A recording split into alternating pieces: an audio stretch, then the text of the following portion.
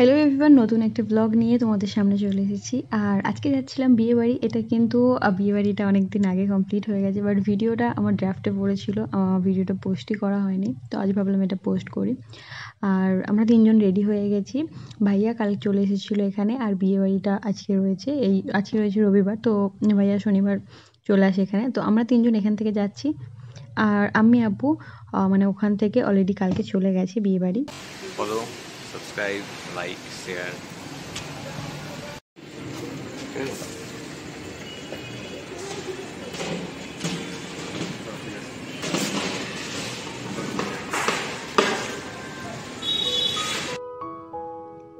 আর এখানে আমরা যে এত সুন্দর করে রেডি হলাম, তো পিকচার তো ক্লিক করতেই হয়, সেজন্য এই সুইমিং পুলের সামনে চলে এসে আমরা একটু ছবি ক্লিক করছিলাম।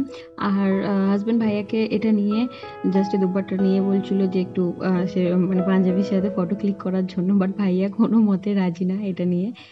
শেষে অনেকবার বলার পর তো এটা জাস্ট হাতে নিয়ে ও একটা ফটো ক্লিক করে, আর ভাইয়া আমাদের দুজনের কাপল ফটো ক্লিক করে দেয়।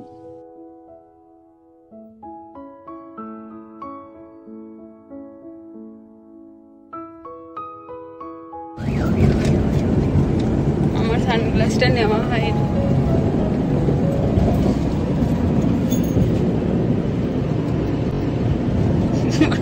কালা চশমা সবারই চুলে, আমার বাদে আমার শুধু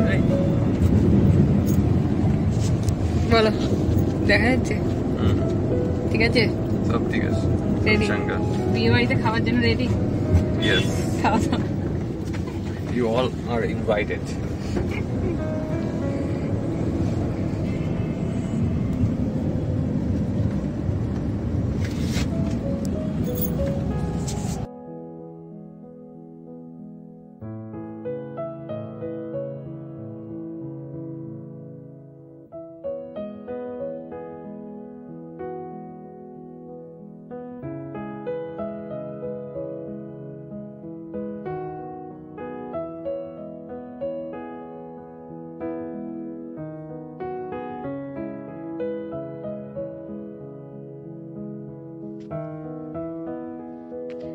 আর আমরা তো 8:30টায় বেরিয়েছি, আর ওখানে পৌঁছাতে 1.5 ঘন্টা মতো টাইম লাগবে এখান থেকে। ফার্স্টে আমাদের কিন্তু প্ল্যান ছিল যে মানে ওখানে শ্বশুরবাড়িতে যাব, দেন ওখান থেকে সবাইকে নিয়ে, মানে আমার শ্বশুর শাশুড়ি সবাইকে নিয়ে দেন তারপরে বিয়েবাড়িতে আসবো। বাট তারপর মানে আমি তো সেদিন মানে বিয়ের দিন আসার প্ল্যান ছিল তখন আগে ফার্স্ট। তারপর আম্মিরা যেহেতু আগের দিন যাব বললো, তো আমরা আর ফালতু শনিবার দিন বাড়ি গিয়ে কী করবো, তাই আমরাও প্ল্যান করলাম যে ভাইয়াকেও বাড়ি যেতে হবে না, আমাদেরকেও যেতে হবে না, আমরা ডাইরেক্ট এখান থেকে যাব আর ডাইরেক্ট চলে আসবো। আর যেহেতু অলরেডি সানডে রয়েছে, আর কাল তো এমনিতেই দুজনেরই অফিস, তো ফালতু আবার বাড়ি যাওয়া আসা অনেকটা বেশি জার্নি হয়ে যাবে। তো সেক্ষেত্রে আমরা প্ল্যান করি যে আমরা ডাইরেক্ট বিয়ে বাড়ি যাবো, বিয়ে বাড়ি থেকে ডাইরেক্ট চলে আসবো।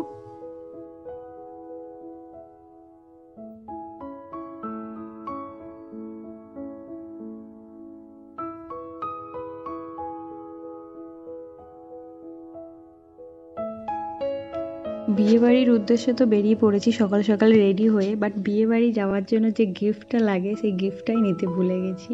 মানে এতটা খারাপ লাগছিল, বাট তখন আমরা অলরেডি অর্ধেক রাস্তায় চলে এসেছি, ব্যাক যাওয়া পসিবল না।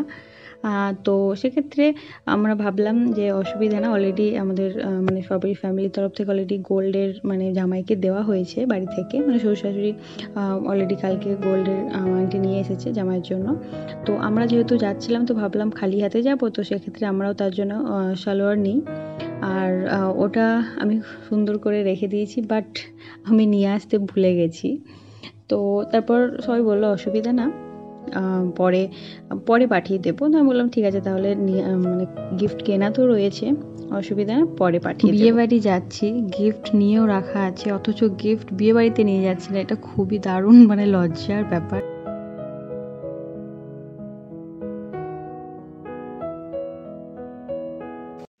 চলো ফাইনালি আমরা পৌঁছে গেছি। আর বাড়ি থেকে এত কল আসছিল, কারণ অলরেডি বরযাত্রী তো সকালের দিকেই চলে এসেছে, কারণ শিলিগুড়ি থেকে ট্রেন ছিল রাতে, মানে বিয়ে হচ্ছে শিলিগুড়ি, তো শিলিগুড়ি থেকে রাতে 9:30টায় ওখানে ট্রেন চেপেছে বরযাত্রী।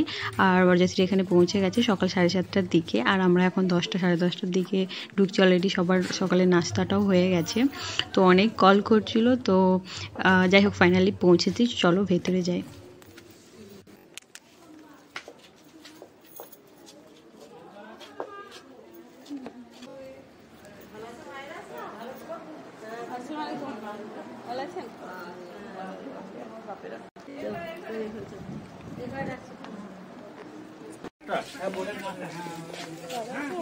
হ্যাঁ, কেমন আছো? ঠিক আছে, খেয়ে আসি।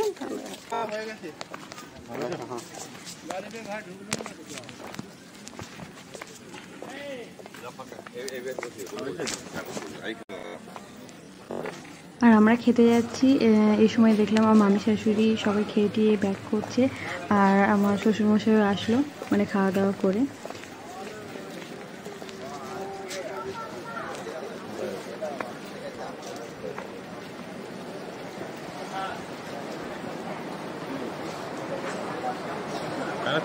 ওই দিকটা চলো।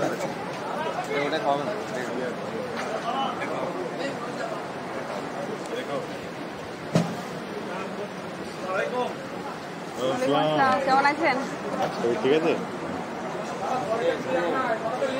খুব খাটাখাট নেমে যাচ্ছে দেখে মনে হচ্ছে। ঠিক আছে, দাড়ি ফাড়ি চুল কাটার সময় পাইনি, কখন কাটবো? রাত 9:30 10টা পর্যন্ত কাজ। বসো। আপনি খাননি তাহলে? আমাদের জন্য বসে আছেন? হ্যাঁ, খেয়েছেন? আপনি খেয়েছেন? আমি একটু খেয়েছি।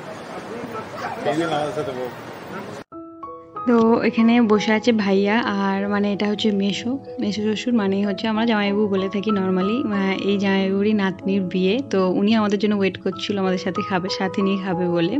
আর তার সাথে হাজব্যান্ড এখন কথা বলছে আমার বড় মাসি শাশুড়ির সাথে, তো উনিও আর কি ওয়েট করছিল যে আমরা আসবো ও একসাথে খাবে। তো এই দুজনকে আমরা সাথে নিয়ে বসে পড়েছি। আর একটু আগে কথা হচ্ছিল জিজুর সাথে, মানে তো হাজব্যান্ড এখন যার সাথে গল্প করছে উনি হচ্ছে বড় মাসি শাশুড়ি, আর মেজো মাসি শাশুড়ির নাতনির বিয়ে। তো যাই হোক আমাদের এখানে খাবার মানে দিয়ে যাচ্ছে, এখানে জাস্ট এখানে দস্তরখানাটা এখন দিয়েছে, প্লেটও দিয়েছে, আর তার সাথে দিয়ে গেল লস্যি। আর এই গরমের মধ্যে ঠান্ডা ঠান্ডা লস্যিটা দারুণ খেতে লাগলো। আর লস্যির টেস্টটাও খুব সুন্দর হয়েছিল, খুব সুন্দর করে বানিয়েছে। আর এই চিকেন তন্দুরি মতো এখানে দিয়ে গেছিলো, তার সাথে গ্রিন চাটনি, আর এখানে নান দিয়েছে, আর মটর পনিরের একটা তরকারি, আর তার সাথে এখানে মিষ্টি রয়েছে, কালাকাঁদ নিয়েছিলাম আমি একটা, আর তার সাথে এখানে মানে ওই অরেঞ্জের একটা মিষ্টি রয়েছিল, কমলাভোগ সামথিং।